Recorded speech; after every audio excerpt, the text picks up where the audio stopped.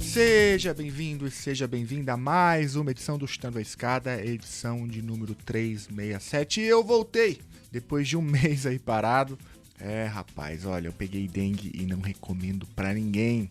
Fiquei muito ruim aí, mas sobrevivi. Olha, passe seu repelente, procura aí na tua casa aquele ponto de água parada, sabe?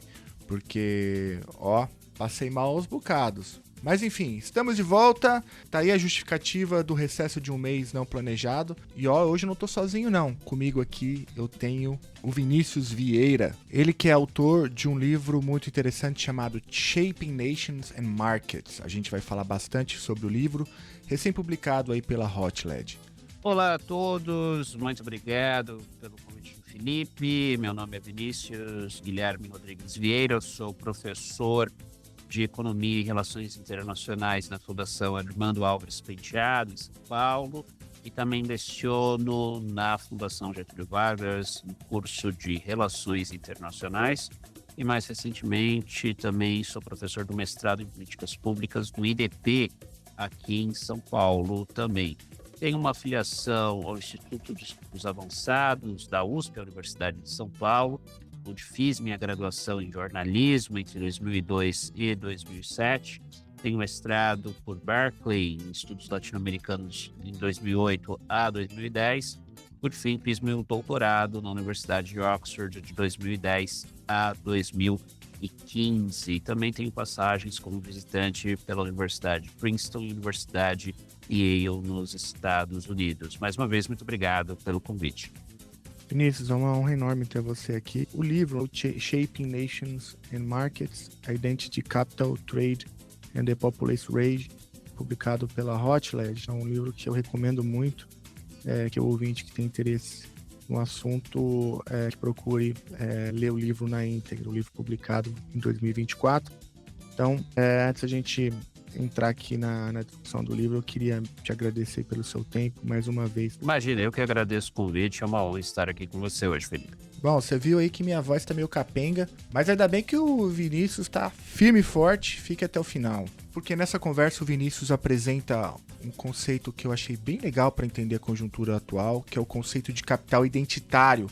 Ele entende esse conceito como uma variável fundamental para entender, por exemplo, posições como dos Estados Unidos nesse tarifaço, mas também o Brasil e a Índia na rodada Doha da OMC, e fala também sobre, como eu disse, a dinâmica atual do tarifaço promovido pelo segundo governo Trump. E lá no final do episódio, a gente também conta com um comentário bastante especial da Yasmin Reis. A Yasmin é pesquisadora do Observatório Político dos Estados Unidos, doutoranda pelo programa Santiago Dantas. Ela descreve pra gente a nova postura de Washington, temas como segurança internacional.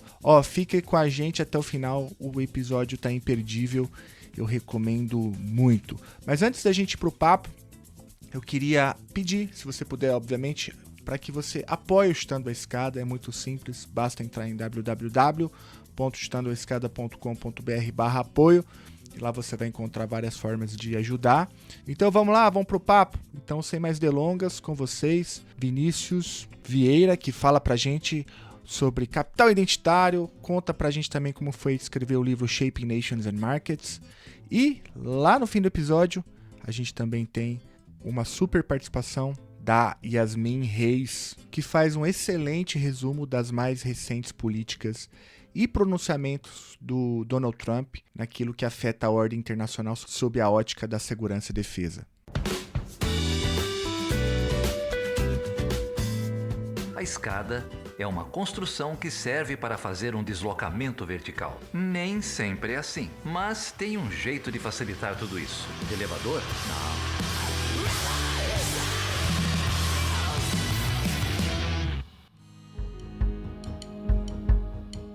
Olha só, Vinícius, quando a gente pensa em formulação de política comercial ou negociações internacionais, focado principalmente ali no comércio, que é um dos temas que me é muito caro no livro, a literatura, vou chamar grosso modo de mainstream, sempre foca em 3 grandes variáveis para pensar a formulação da política comercial como um todo, em termos de mais gerais, né? São as ideias, os interesses das instituições, isso vem lá da Goldstein, passa até pelo que o Rene e outros tantos autores que trabalham com o que você chama de 3 Is, né? O I de ideias, o I de interesse e o I de instituições, formando o tripé ali clássico, né, da literatura de formulação, né, de política comercial. Mas o livro, ele tem um argumento muito interessante que eu queria te ouvir, que basicamente você parte da ideia de que os 3 Is, eles não são suficientes para entender uma boa parte das políticas comerciais adotadas por diversos países em algumas situações. E aí você introduz o conceito de capital identitário, né, para mostrar como, muitas vezes, alguns setores econômicos acabam, por meio dessa variável, fazendo sentido uma determinada formulação em detrimento de outra. Enfim, eu fiz essa introdução aqui, mas a ideia é te perguntar isso. O que é o capital identitário e por que você acrescenta essa variável aos 3 Is para fazer ali o enfrentamento que você faz em determinadas situações ali de formulação de política comercial? A questão do capital identitário, eu acabei incorporando-a no meu argumento, né, que também no contexto de como o livro começou, na minha tese de doutorado lá em Oxford, em que eu comparei Brasil e Índia nas negociações da rodada Doha, né? Aquela rodada que nunca terminou, Sim. a rodada da Organização Mundial do Comércio. E eu já tinha esse conceito, porque ao comparar Brasil e Índia, eu percebi que eles tinham posições que os 3 Is tradicionais, ideias, instituições ou interesses, principalmente instituições e interesses, não explicavam muito bem.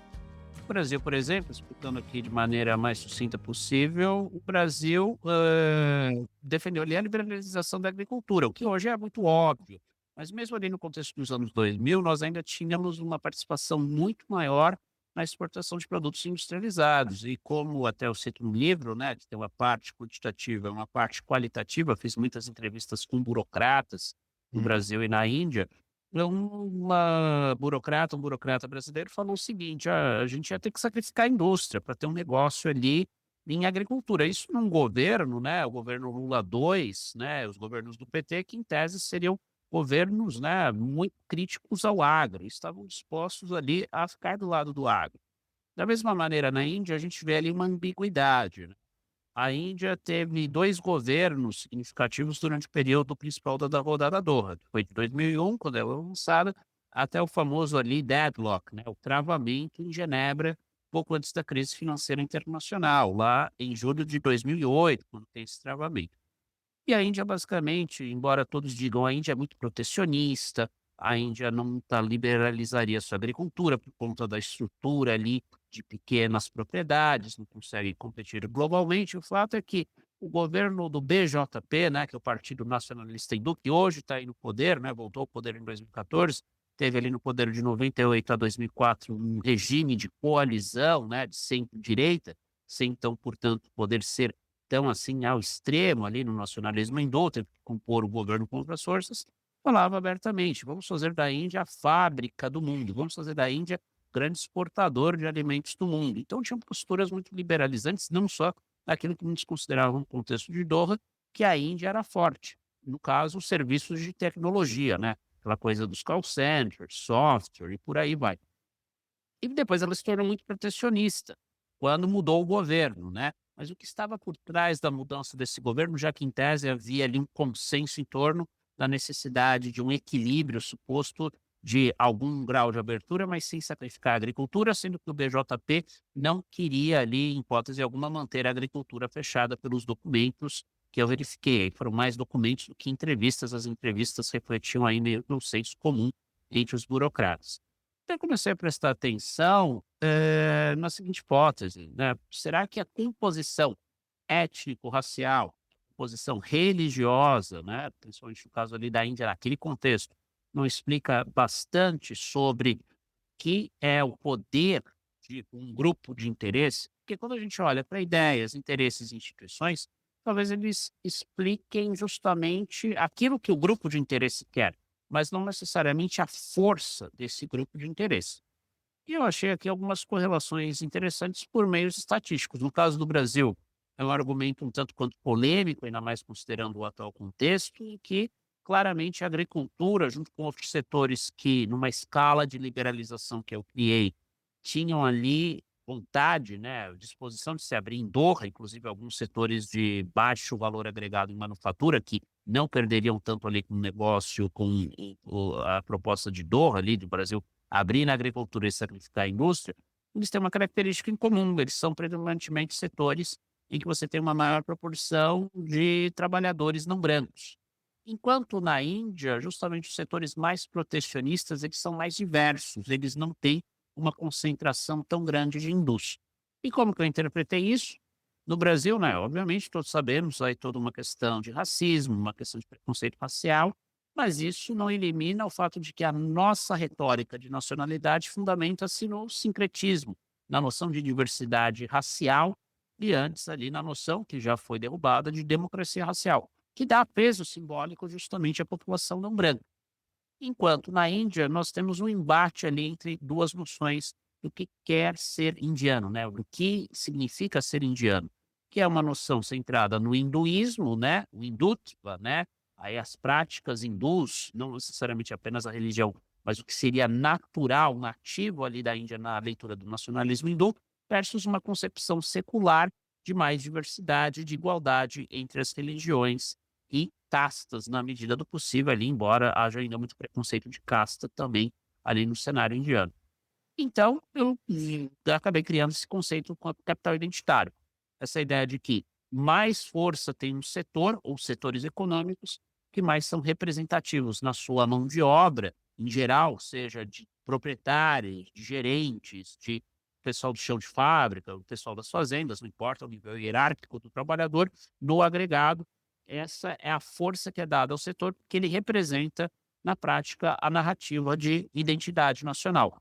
No caso de haver disputas entre identidade nacional, como havia já na época Índia, depois no Brasil, aí eu posso comentar um pouco depois, passou a haver aí, ao meu ver, uma disputa de identidade nacional com a ascensão do bolsonarismo, pós-rodada Doha, pós aí o travamento da rodada Doha, mas na Índia fica evidente a associação entre dois grupos políticos distintos, enquanto no Brasil essa força originalmente, né, dos setores predominantemente não brancos se dá pela sobre-representação desses setores ali em estados que são sobre-representados no Congresso em função da distribuição de cadeiras no parlamento. No caso do Brasil, bem contraintuitivo, porque a gente tem muita imagem o quê? Daquela elite branca, tanto no agro quanto na indústria. Mas se a gente olha em detalhes os dados, é um argumento que acho que se sustenta bastante e explica por que que o Brasil foi tão aberto em Doha, enquanto esperávamos ali mais resistência da indústria, e a Índia teve aí variações significativas, não obstante ela ser conhecida na literatura, até como um país que diz não, né? Que sempre ali era muito refratário à liberalização e sim, flertou muito fortemente com a liberalização comercial ali, pelo menos no começo da rodada. Então, deixa eu ver se eu entendi bem, e aí você me corrige se eu tiver interpretado de maneira equivocada. Tradicionalmente, a literatura, como você bem colocou, concentra esse tipo de decisão sobre aderir ou não a um determinado acordo, e aí aqui você cita bastante a rodada Doha, a partir da lógica dos interesses econômicos, é o que você chama lá no livro de Economic Capital, né, o capital econômico, a lógica clássica, né, da dimensão material do que está em jogo, né, que envolve exportações, envolve ganhos, envolve geração de emprego, ou seja, facilmente mensurável, inclusive, né.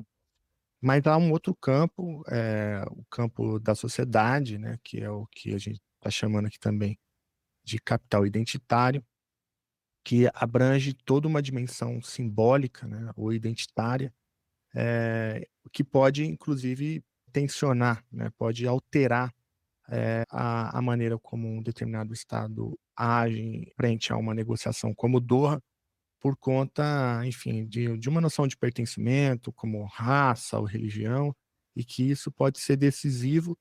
Se não for decisivo, pelo menos, como você diz em algum lugar no livro, pode ser inclusive um bom critério de desempate, né? Caso você tenha ali grupos disputando mais ou menos com a mesma força econômica, mas aí, uma vez que um grupo tem mais capital identitário, aí isso serviria como um elemento de desempate. É por aí? Eu estou entendendo bem ou eu cometi aqui um sacrilégio?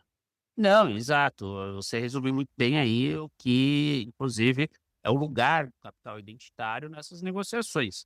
Em hipótese alguma, estou jogando fora, né, a literatura tradicional. Me parece um tanto quanto óbvio que você tem que prestar atenção em interesses no sentido de grupos de lobby, quanto naquilo que eu chamo no livro de capital econômico, que muitos aí dizem que é um poder estrutural, né? Então, por que que ninguém ali mexe, por exemplo, pelo menos hoje no Brasil, é muito difícil de mexer com os interesses do agro. O agro ajuda aí o Brasil, o seu balanço de pagamentos, né, internaliza divisas. Então é muito complicado ir contra um setor com tamanho e peso ali num elemento de estabilidade. Da mesma maneira, por que que poucos mexem ali com a agricultura, né, na Índia até hoje, mesmo com o retorno do BJP ao poder, agora desde 2014, sob a liderança do Narendra Modi, e num regime ali quase de maioria, né, em 2 governos eles tiveram ali maioria absoluta, e agora estão ali numa coalizão em que quase eles têm a maioria absoluta, mas precisam da ajuda de partidos aliados. Porque você tem, ali muitas pessoas ainda dependendo da agricultura para sobreviver, cerca de 60% da população indiana está ali na agricultura, então imagine você acabar ali abrindo o mercado de agricultura de imediato. Então, você tem esses fatores econômicos, mas não é só isso que explica, da mesma maneira não é só instituições no sentido de partidos, né, instituições como você criar um ministério da não da fazenda, perdão, mas como o Brasil criou na era ali, FHC, um ministério que hoje é liderado pelo vice-presidente Geraldo Alckmin, Ministério do Desenvolvimento, Indústria, Comércio e Serviços, antes era Ministério do Desenvolvimento, Indústria, Comércio Exterior, né, e DIC, ou então como tem aqui no Brasil, né, um peso muito grande da instituição Ministério da Agricultura ao articular posições, em prol do agro, claro, ali a realização de posições brasileiras, né, definir qual é o nosso interesse nacional em comércio exterior. Você tem também a ideia daí de capital identitário, como eu coloco, que pode ser, como você bem falou, não teria nada adicionário nesse sentido, é um tiebreaker, né? Uhum. Se todos os fatores, né, uma coalizão liberal e uma coalizão protecionista, eles têm o mesmo peso, tanto na questão de ideias, interesses e instituições, mas se tem uma diferença no capital identitário, como eu identifiquei nesses 2 casos originais, né, do livro, da minha tese lá em Oxford, e depois, como eu também identifiquei no caso americano, e claramente você tem ali um capital identitário também em disputa, mas sobretudo atribuído historicamente às populações brancas, né, que são justamente aí as populações que estão muito mais alinhadas ao Trump e ao protecionismo que hoje ele traz aí, inclusive nesse recente tarifaço aí contra parceiros comerciais ao redor do mundo, você tem ali o elemento identitário que não pode ser ignorado.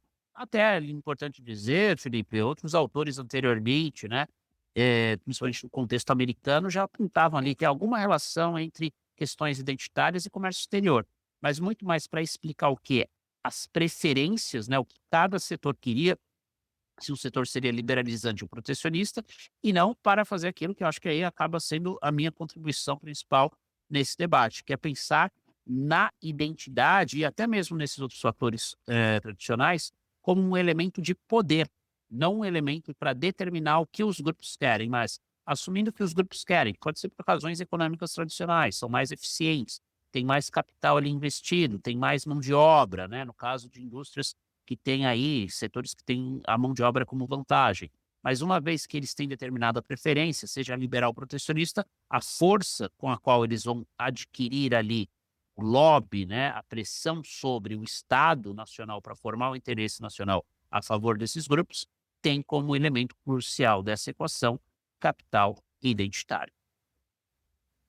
Antes da gente falar do tarifaço, eu queria voltar no capítulo 4 do livro, que é dedicado à rodada Doha, né? Você já abordou boa parte do argumento na tua primeira fala.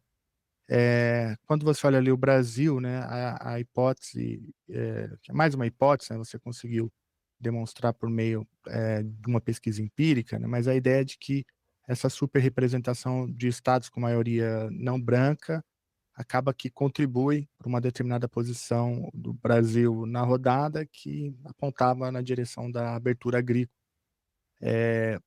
e com alguma possibilidade também de abertura de manufaturas. Na Índia, o movimento foi o inverso, se eu entendi bem. Enfim, a necessidade do governo de manter o apoio de regiões que abrigavam ali pequenos produtores, com vínculos políticos e religiosos e tal, influenciou, de certo modo, a recusa da Índia ações mais amplas da rodada, sendo, portanto, um veto player, talvez, na rodada Doha, né? E os Estados Unidos? Antes a gente falar do tarifaço, porque você também coloca ali os Estados Unidos como estudo de caso importante, né? Como que você caracteriza, então, a posição dos Estados Unidos na rodada Doha a partir do conceito de capital identitário? Os Estados Unidos, Felipe, ele é um caso mais complicado de ser desenvolvido, porque, primeiro, ele foi adicionado depois, já com o propósito ali de eu converter o doutorado em livro, né? Então, sempre me falava, você precisa de um caso adicional. Eu comecei a estudar o caso americano justamente em 2015, né? Quando eu estava ali na transição para a vida pós-doutorado e eu queria muito publicar o livro. Então, me pareceu adequado porque os Estados Unidos são federais, né? Tiveram um papel relevante na rodada Doha, que talvez caiba lembrar aí o ouvinte, a ouvinte, de que junto com o Brasil e a União Europeia, os Estados Unidos e Índia, claro, formavam o Quad, né? O novo Quad, o novo grupo ali de 4 players que de fato daram os rumos da rodada, é importante dizer isso. Então, eu tinha que pegar a União Europeia e os Estados Unidos. A União Europeia não é um Estado federado, é uma organização supranacional. Alguns autores até dizem que já tem características ali de soberania, mas não me pareceu ser o terceiro caso mais adequado. Então, o que os Estados Unidos, em relação aos quais ali eu já tinha um certo conhecimento, porque na minha graduação eu cheguei a fazer alguns estudos comparando o Brasil e os Estados Unidos sobre essa questão racial, identidade nacional. Então, aproveitei esse background para avançar na questão.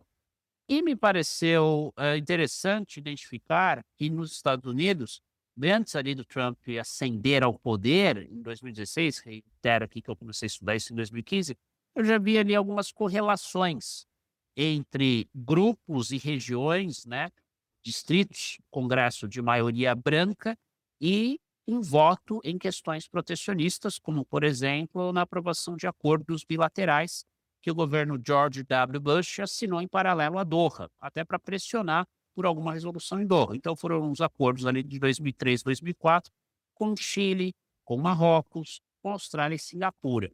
Interessantemente, no agregado, esses acordos representavam cerca de 92% ali da composição do comércio internacional que seria afetado por uma liberalização em Doha. Então, ali eu tinha um experimento, como alguns gostam de dizer, histórico, né.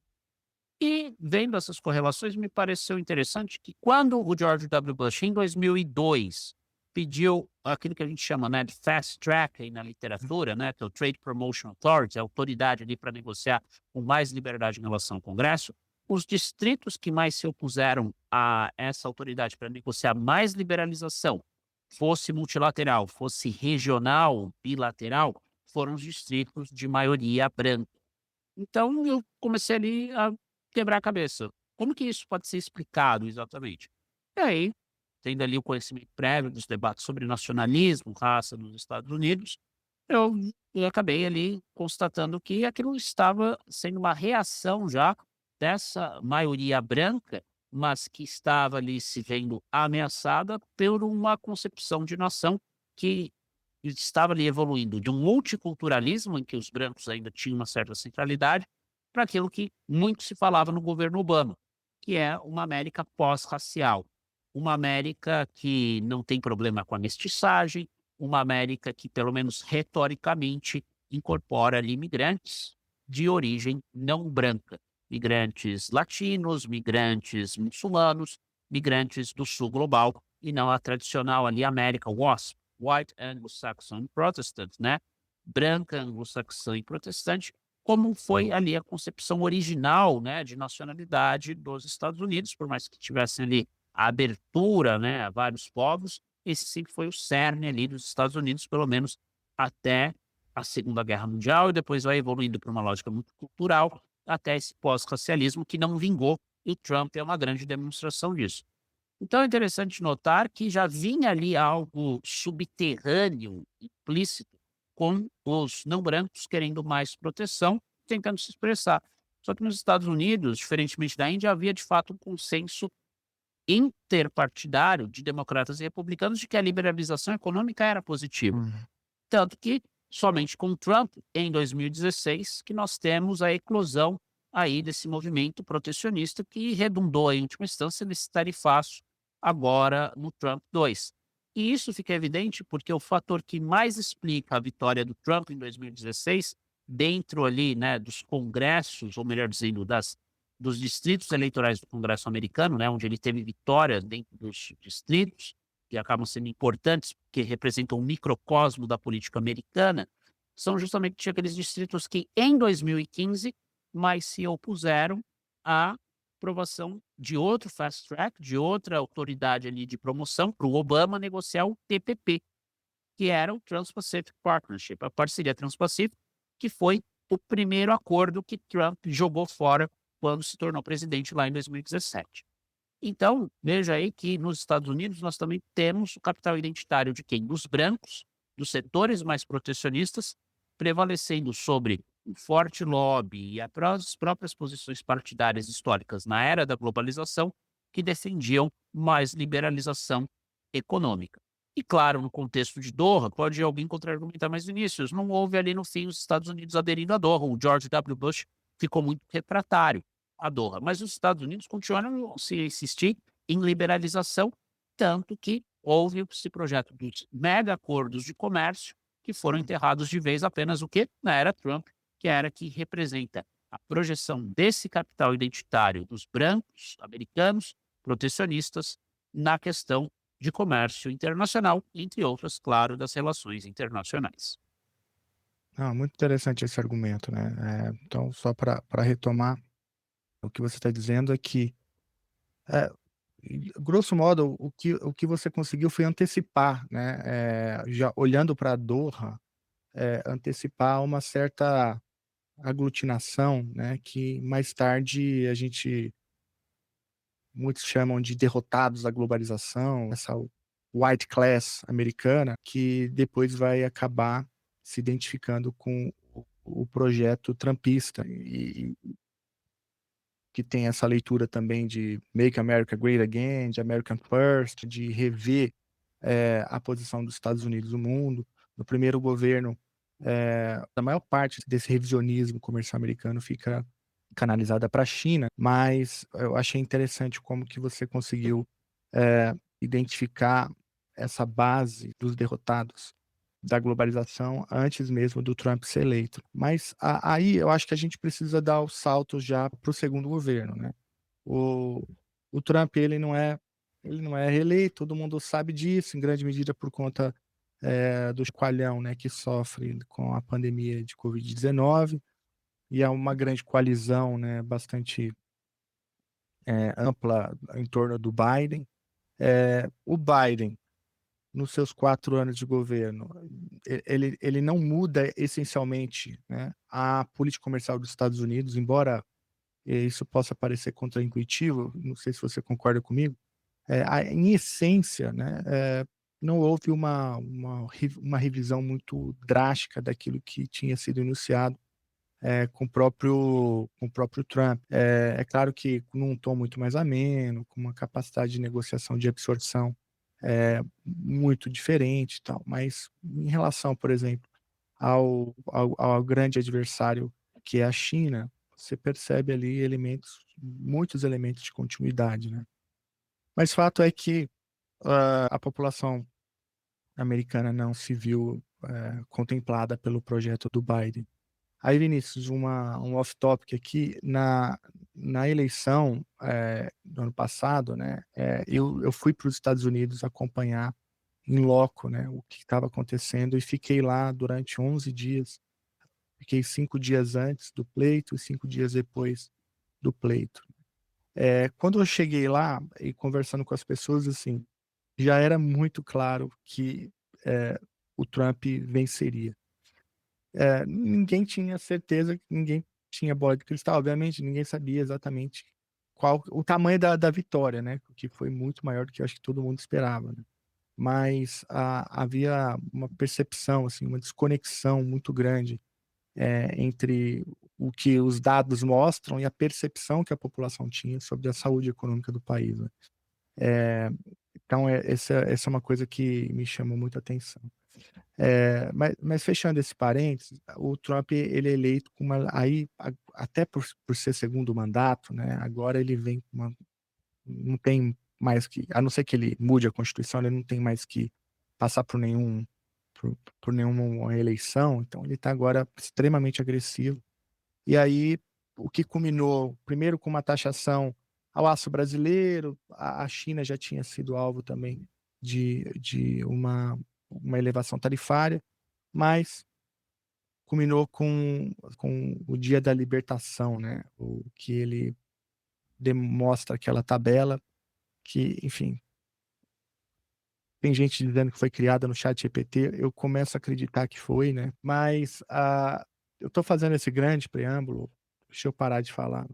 Eu queria, te ouvir sobre esse tarifaço, e como que você identifica como que o capital identitário ajuda a entender esse tarifaço, e se você concorda com esse rápido sobrevoo, né, que eu fiz entre o primeiro governo do Trump, o Biden e agora até chegar no momento atual. Isso, Felipe, eu acho que em linhas gerais você está bastante correto, alinhado com as melhores evidências. Eu só faria um adendo sobre o governo Biden. De fato, quando o assunto é China, nós temos uma continuidade, mas houve ali tentativas de recuperar o engajamento com o chamado Indo-Pacífico, que Trump tinha perdido ao enterrar o TPP, né? Ele enterrou unilateralmente. Os países ali do TPP procuraram fazer um acordo à parte sem os Estados Unidos, né?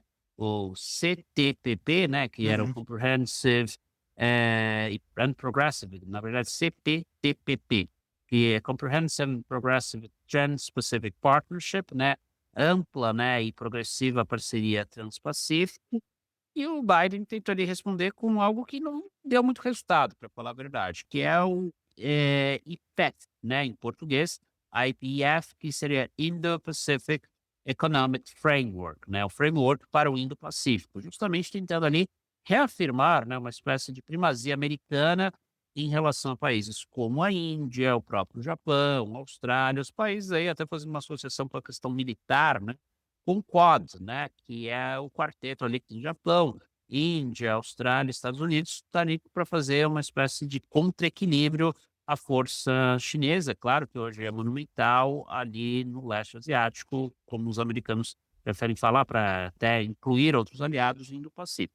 Então Biden ele ainda pelo menos acreditava no multilateralismo. Só que desde lá dos anos 2000, pelo menos nos dados que eu trabalhei, havia ali uma tensão com tudo aquilo que fosse o que é abertura comercial, fosse bilateral, mas sobretudo multilateral. Então você tem o Biden ignorando essa população branca, né, que é protecionista e que ficou do lado do Trump. E o azar do Biden é que vinha em fatores conjunturais, né, como você bem colocou, justamente essa questão aí da economia americana ser sentida ali no dia a dia, diferente do que os dados no nível macroeconômico indicavam, você passou a ter no Trump 2, né, ele chegando à Casa Branca também com o apoio daqueles que, na lógica do capital identitário, não deveriam aderir ao Trump, né, que é o grupo de latinos, negros em particular, afro-americanos, que votaram em massa no Trump aí, mas em função não da questão em si comercial, mas em função ali de algo circunscrito ao governo Biden, que era a percepção de que a inflação estava ali comendo, né, boa parte da renda.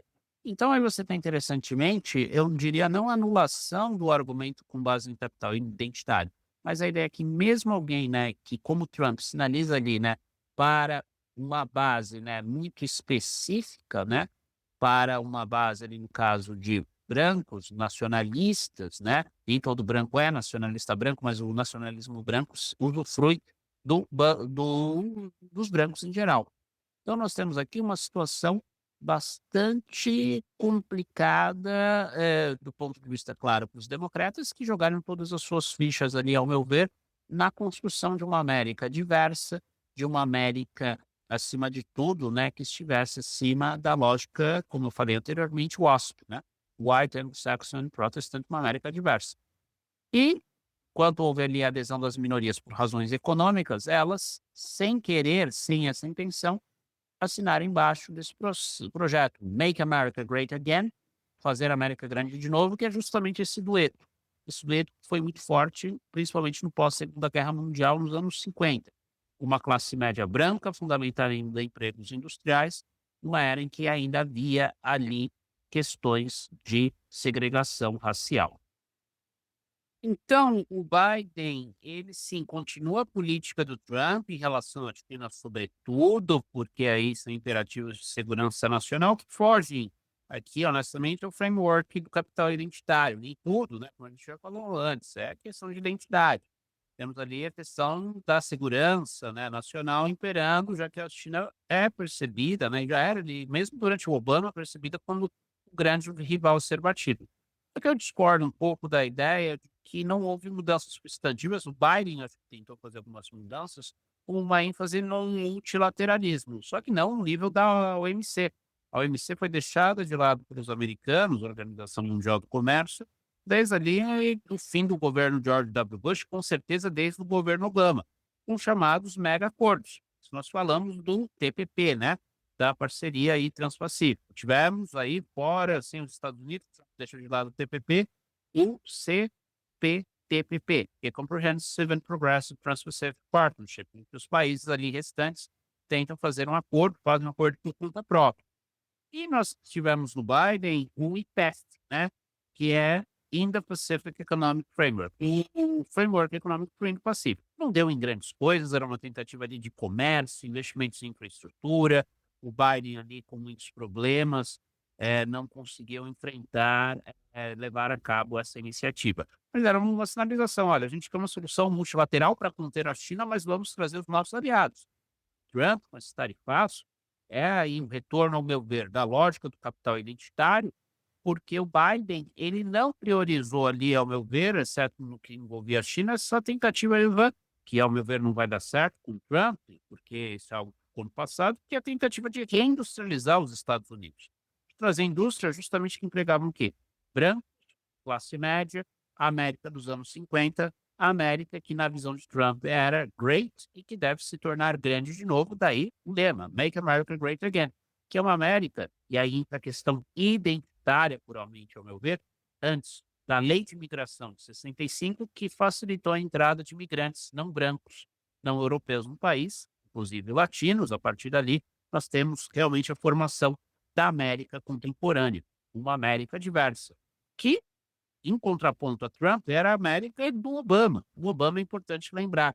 Ele era filho de uma branca do Kansas com um queniano, que não se estabeleceu nos Estados Unidos, mas que antes do ato ali, né, de 65, mas ele entrou ali nos Estados Unidos dentro dessa tentativa de os Estados Unidos estarem mais abertos ao mundo. Então, Felipe, eu vejo aqui realmente o Biden continuando com a questão da China, mas com exceções significativas, a ênfase ali no multilateralismo, no plurilateralismo, talvez, com essas iniciativas. E, claro, isso não satisfazia os interesses, pelo menos retoricamente, desse pessoal, que é o coração ainda do trumpismo. O trumpismo volta ao poder com votos de latinos, de negros, mas que ali é uma questão conjuntural. A base do trumpismo ainda é esse dueto de nacionalismo branco com protecionismo. E, claro, a ideia de capital identitário aplicado ao comércio, ao meu ver, explica esse dueto muito bem. Muito interessante, até porque do ponto de vista econômico, os ganhos reais econômicos em termos, sei lá, de benefícios de curto prazo e tal. E parece que a literatura é meio unânime, né, de que o tarifaço imposto pelo Trump não vai resolver o problema na sua essência, né? A explicação ela tem que estar em outro lugar, né? E pelo que eu estou entendendo do teu argumento, a explicação tem então essa base do capital identitário, né? Porque não se trata de uma conta que leva exclusivamente os ganhos econômicos em primeiro lugar. Se trata, enfim, de você dar uma resposta para uma parcela da população que é a base do trumpismo e que, de algum modo, direciona seu as suas dificuldades econômicas ao externo, né, ao internacional, ao outro.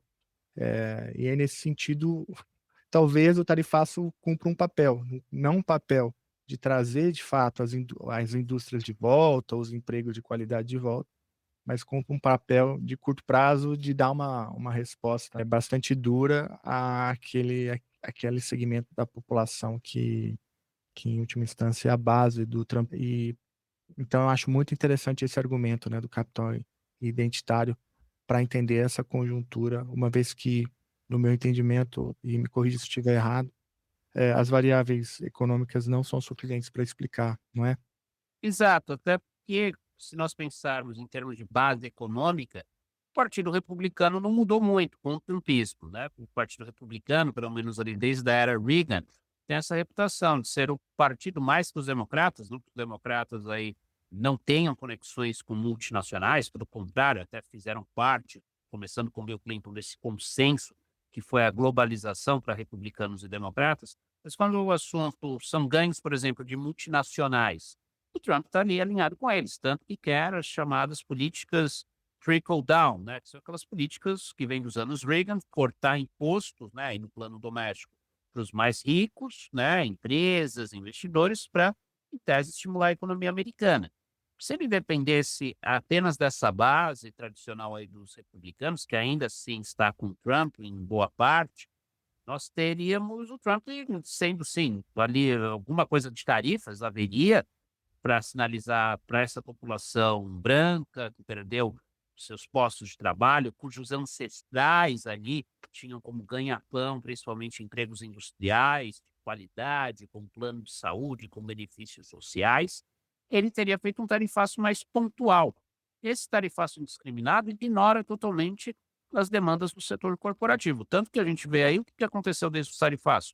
Queda brutal das bolsas de valores. Então, não tem melhor aí índice para o mercado, né, do que verificar a saúde financeira nas bolsas, aí as empresas de capital aberto. Empresas essas, muitas que já estavam com Trump ali, não por conveniência, mas talvez até por compartilhar ali elementos de visão ideológica, ou, inclusive ali, por mais que não sejam explícitas em relação a isso, o próprio nacionalismo branco, que, reitero, ele não considera que a lógica do capital identitário, que todo branco nos Estados Unidos é um nacionalista branco, ou que acredita em supremacia branca, mas esse discurso de supremacia, centralidade dos brancos, depende o quê? Que o governo trate esse grupo como um grupo, se não homogêneo, o mais próximo possível ali de uma unidade, seria beneficiado justamente com a ressurreição da indústria nos Estados Unidos. E essa ressurreição se daria principalmente pela imposição lei dessas tarifas, como você falou mais cedo, muito bem, a questão aí de ter sido imposta, ter sido calculado essa série de tarifas, terem sido calculadas essas tarifas como algo muito colegial, basicamente ali uma lógica mercantilista, mas é uma lógica que satisfaz a base do Trump. Lembre-se que ele falou várias vezes, é necessário algum sacrifício para depois colhermos os frutos. Então ele está apostando nisso, nessa base do trumpismo, que é essa base identitária branca, né? Muitas vezes, às vezes a gente usa o termo identitário só para descrever as minorias.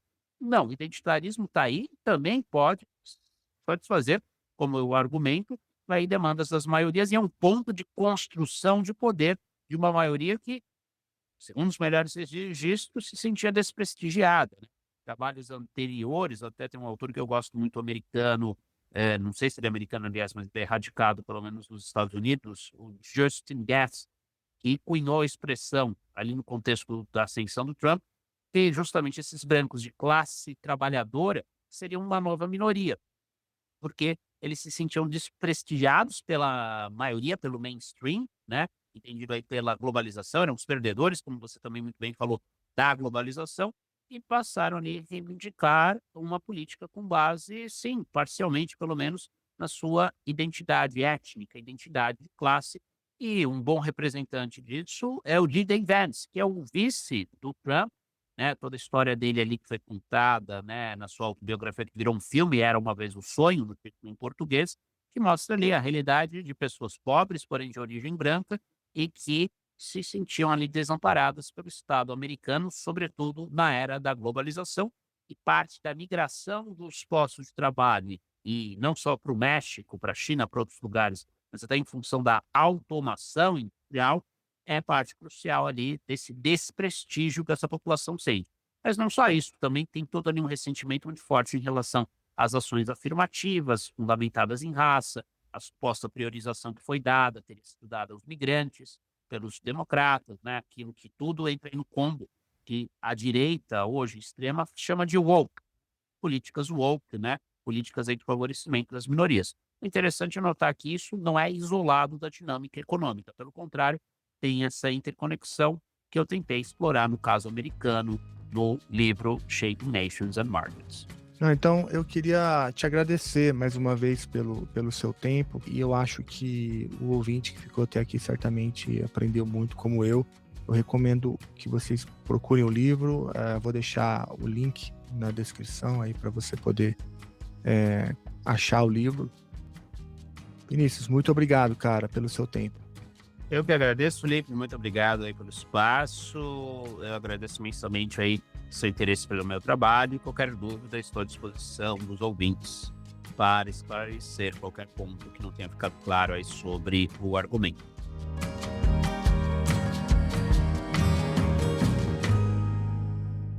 Olá, ouvintes do Chutando a Escada. Me chamo Yasmin Reis, sou pesquisadora do Observatório Político dos Estados Unidos, que é o @InformeUPU nas redes sociais. Sou doutoranda em Relações Internacionais pelo Programa Interinstitucional Santiago Dantas.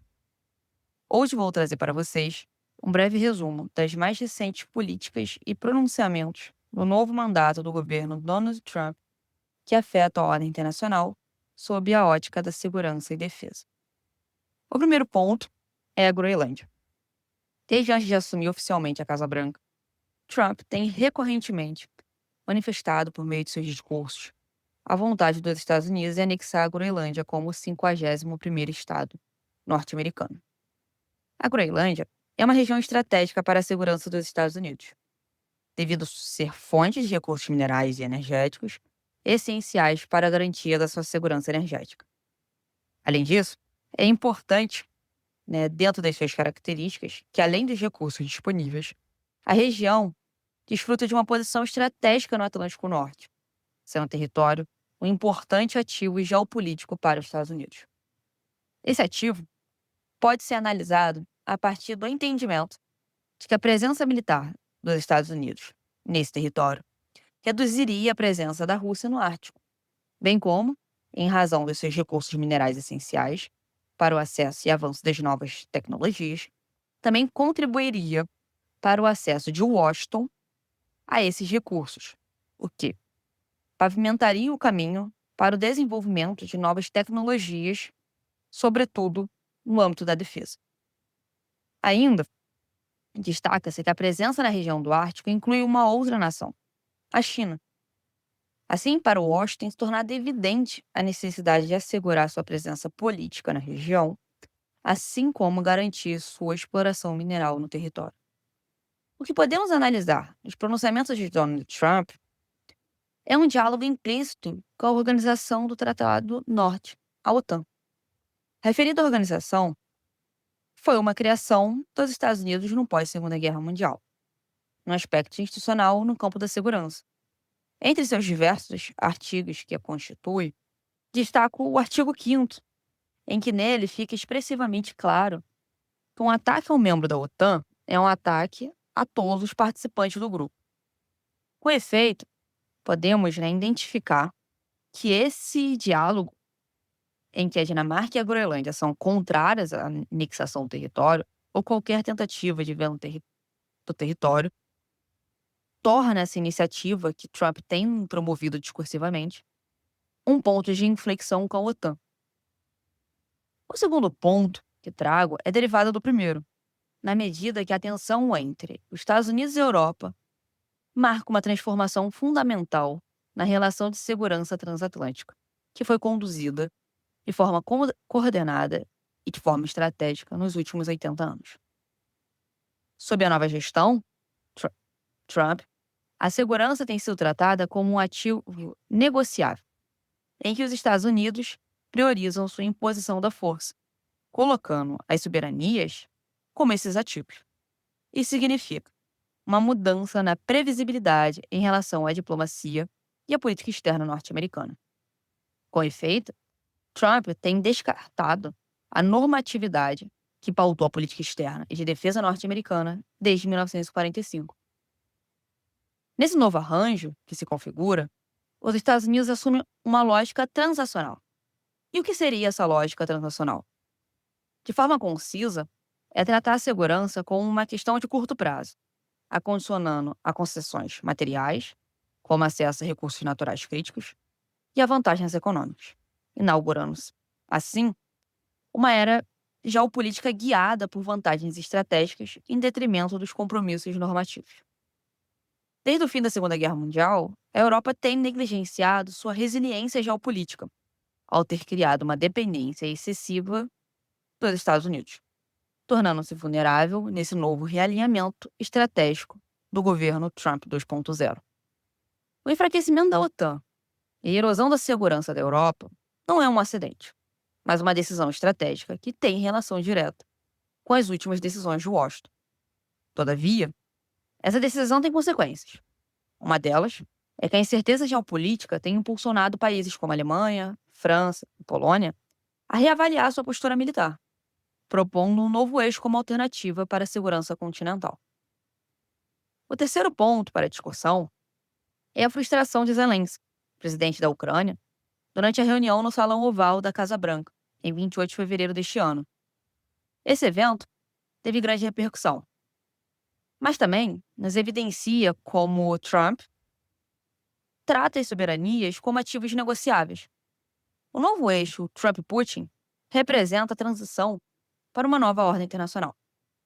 Durante o processo de negociação de cessar-fogo entre Rússia e Ucrânia, Donald Trump sinalizou que o território e os ativos estratégicos, como o acesso às terras raras, são centrais na negociação com Putin.